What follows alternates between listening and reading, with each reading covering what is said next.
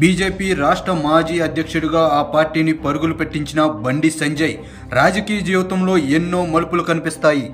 పార్టీలో ఈటెల వంటి వారితో పొసకపోవడంతో పాటు బయట వినిపించే కొన్ని ప్రచారాలతో మొత్తానికి అధ్యక్ష పీఠం నుంచి దిగిపోయిన బండి సంజయ్కి వెనువెంటనే కేంద్ర మంత్రి పదవి దక్కుతుండవచ్చని భావించారు. బండి కూడా కేంద్ర కేబినెట్ బెర్తుపై ఆశలు పెట్టుకున్నట్లే కనిపించారు. అయితే బీజేపీ పెద్దలు జాతీయ ప్రధాన కార్యదర్శి పోస్ట్ ఇచ్చి సరిపెట్టేశారు. కిషన్ రెడ్డి రాష్ట్ర పార్టీ పగ్గాలు చేపట్టిన బండి సంజయ్ హవా మాత్రం బీజేపీలో కనిపిస్తూనే వచ్చింది. ఇటీవల అసెంబ్లీ ఎన్నికల్లో కూడా బండి సంజయ్కు హెలికాప్టర్ ఇచ్చి స్టార్ క్యాంపెయినర్గా పార్టీ ప్రచారం చేయించిందంటే మాస్ పుల్లర్గా బండి అవసరం ఎంతుందో పార్టీ గమనించిందనే భావించవచ్చు. అయితే అదే సమయంలో అసెంబ్లీ బరిలో నిలబడడానికి ససేమేరా అన్న బండిని బరిలోకి దింపింది అధిష్టానం. ప్రచారంలో తన సంచలన వ్యాఖ్యలతో మెరుపులు మెరిపించారు. ఒక దశలో అన్ని సర్వేలు, ఇంటెలిజెన్స్ రిపోర్ట్స్ కూడా బండిదే విజయం అని రిపోర్టులు ఇచ్చాయి. ఎప్పుడూ కరీంనగర్ అసెంబ్లీ ఎన్నికల ఫలితాల్ని ప్రభావితం చేసే ముస్లింలు ఓట్లే ఈసారి కీలకం కావడం, కాంగ్రెస్కు గంపగుత్తగా ఓట్లు పడకపోగా బీఆర్ఎస్కే ఎక్కువ ఓట్లు పడ్డాయి. మరోవైపు బండిని నమ్మి హిందూ పోలరైజేషన్ ఓట్ బ్యాంక్ ఆయన్ని గెలిపించే స్థాయిలో టర్న్ కాలేదు.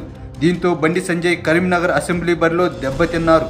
అయితే కేవలం 3000 ఓట్ల పైచిలుకు తేడాతోనే మాత్రమే ఓటమి పాలు కావడంతో పాటు గతం కంటే ఈసారి బండి సంజయ్కి ఓట్లు పెరగడం గమనార్హం. అయితే అసెంబ్లీ ఎన్నికల్లో దగ్గరి దాకా వచ్చి ఓటమి పాలయ్యారన్న ఒకంత బాధ బండిలో ప్రారంభంలోనే కనిపించిన ఈసారి పోలైన ఓట్ల సంఖ్యతో మరోవైపు ఆనందం, అదేవిధంగా తాను అనుకున్నట్లే మళ్ళీ ఎంపీ బరిలో ఉండేందుకు భావన వ్యక్తమవుతుందంట.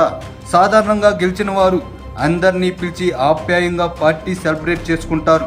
కానీ బండి సంజయ్ తాను ఓటమి పాలైన కార్యకర్తలు అలాగే ఇతర వర్గాలను పిలిచి ఒక పెద్ద విందే ఏర్పాటు చేశారు. ఆ క్రమంలో పార్లమెంట్ ఎన్నికలే తన టార్గెట్గా బండి ప్రయత్నాలు మొదలుపెట్టారు. ఇప్పటికే కరీంనగర్ పార్లమెంట్ పరిధిలోని 7 అసెంబ్లీ సెగ్మెంట్లకు సంబంధించిన ముఖ్య నాయకులతో భేటీ అయిన బండి సంజయ్ సంక్రాంతి పండుగ తర్వాత లోక్సభ ఎన్నికల సన్నాహాలు మొదలుపెట్టే పనిలో పడ్డారంట. పండుగ తర్వాత ప్రతి అసెంబ్లీ సెగ్మెంట్లోని బూత్ స్థాయి లీడర్లు, కార్యకర్తల వరకు పిలిపించుకుని లేదంటే కుదిరితే తానే వెళ్లి మీటింగ్స్ అరేంజ్ చేసుకుని మళ్ళీ ఎంపీగా గెలవాలన్న పట్టుదలతో ఉన్నారంట. ఒకవైపు పార్టీలోనే తన అంతర్గత శత్రువుల్లా తయారైన ఈటెల, అరవింద్, రఘునందన్ వంటి వారికి తన సోషల్ మీడియా టీమ్స్తో చెక్కు పెడుతూనే మరోవైపు ఎన్నికల్లో విజయం కోసం బండి తన వ్యూహాలను పదును పెడుతున్నారు. మొత్తంగా కార్పొరేటర్ స్థాయి నుంచి ఎదిగిన బండి రాజకీయ జీవితంలో కొన్ని ఓటములు, కొన్ని విజయాలు కలిసి ఆయన్ని బాగా రాటుదేల్చాయన్న భావన ఇప్పుడు పొలిటికల్ సర్కిల్లో వినిపిస్తుంది. మరోవైపు వచ్చే పార్లమెంట్ ఎన్నికల